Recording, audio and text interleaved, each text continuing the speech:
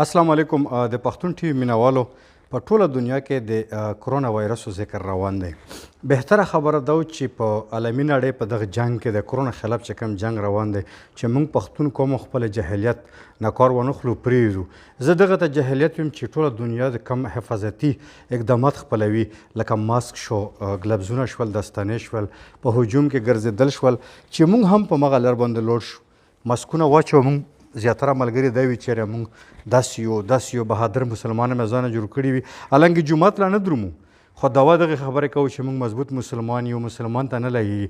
ولې د مردان کس ته چې کورونا وایرس ولګېدو، هانګو کس ته ولګېدو، دا مسلمان نه و څه لا. ویسره چې کوم دي په کراچۍ کې په پاکستان کې اوسه پورې 252 یا 56 رجسټر شوي دي. د کورونا وایرس د مخنیوي دپاره د حکومت پاکستان سره څنګ په څنګ کې ودرېدل پکار دي. د نن ورځې پورې چې کومې ډرامې، کومه مسخرې وشوه چې ډالر ورپاره کېږي یا فنډونه ورپاره کېږي یا عمران خان د قرضونو سوالونه کوي، نو دا خبرې بس ډېرې وې. سنجیدګۍ نه کار اخیستل پکار دي، سیریس کېدل پکار دي. ټولو نه اول چې زه ژوندی وم، زه محفوظ وم، ټوله دنیا محفوظ وه. که دا حفاظتي اقدامات ما د خپل ځان نه شروع نه کړل، ما د خپل فامیل خاندان نه شروع نه کړل، زه بل چاته وینا نشم کولی. زه په خپله تاسو سره دا خبره شیر کړم. ډېر ارزان ګلبزونه دي، پلاستیکي، اچوم یې، ماسک مې پیدا کړی دی، بلکې دا دومره ارزان شی دی چې هر سړي په وس کې هم کیدی شي. دغه سره دغه ماسک دی چې کوم پاکستان کې एकदम د کورونا وایرس سره تلو سره ګران شوي وو، نو ټیشو پیپر نه هم جوړیږي. که ما دا خبره وکړه چېرې زه ماسک واچوم ځان راته پرې بدلی شي، یا ګلفز واچوم ځان راته بدلی شي، خو نه که ما کله وویل چې که کله ما ته دا وایرس ولګېدل، د ما د وجې نه، د ما خاندان، د ما د وجې نه، د ما ارد ګرد ایریا کې چې کوم محلې والا خلک دي، دا ټول په تکلیف کېږي. څنګه په تکلیف کېږي چې خدای ما که کوم ملګري ته وایرس ولګېږي، حکومت ته پته ولګېږي، حکومتي کسان راشي هغه محله غونډه ونیسي، بلکې کرفیو غونډه ولګوي په هغه علاقه کې، هغه کس یوسي، بیا یو کس نه دومره بل ته زر خورېږي چې سوچ هم نشه کولی.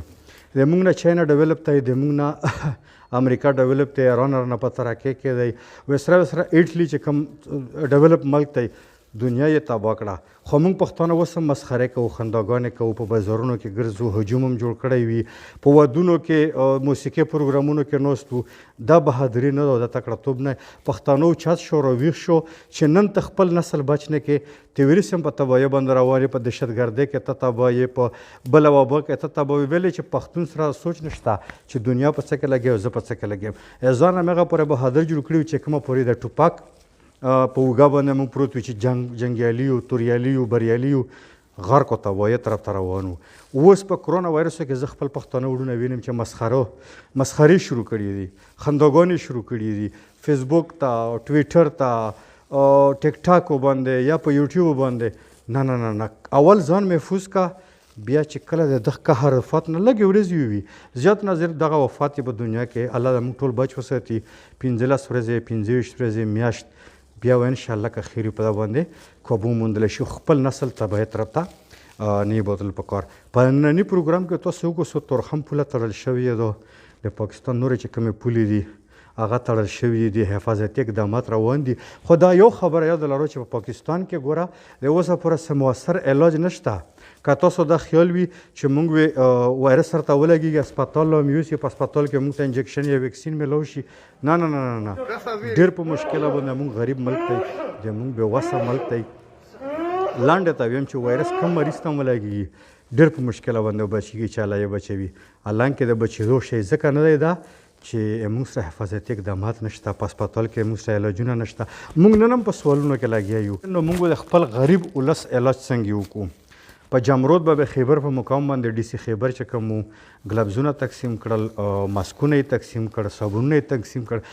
دومره مشکل هم نه چې څومره یره ته موږ روانه کړي د کورونا وایرس نه.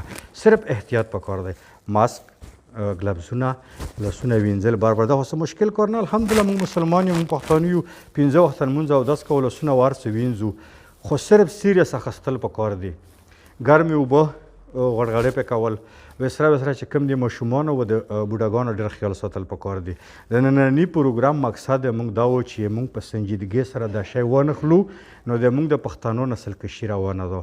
عالمي دنیا یې په ځان ایرانه کړې او دا داسې وایرس راوتلی دي او زیات نه صرف د یوه میاشت یا 15 ورځې بېشکه چې غریبي هم ده خلک به دیاړي هم چې مزدوري رسي خو چې کم دیاړي مار مزدوري لوړ شي هغه هلته خیال ساتي چې کم دکاندار لوړ شي ضرورت سامانونه اخلي بالکل د لوړ شي خو په هجوم کې ډېر پاتې کېږي ماسکونه د واچوي ځکه چې ماسک ته نه وي اچولی د وایرس په تا باندې ډایرکټ اثر کوي. امید لرم چې نننی پروګرام تاسو خوښ شوی یم. مقصد دا و چې تاسو ته زه د کرونا وایرس په باره کې لږ ډېر معلومات درکړم او په بل پروګرام کې کوشش کوو چې تنه هم تاسو له بل ټاپک راوړو. تر بل پروګرام پر خپل کور باید تاسو امیرزاده وصال نه اجازه غواړي.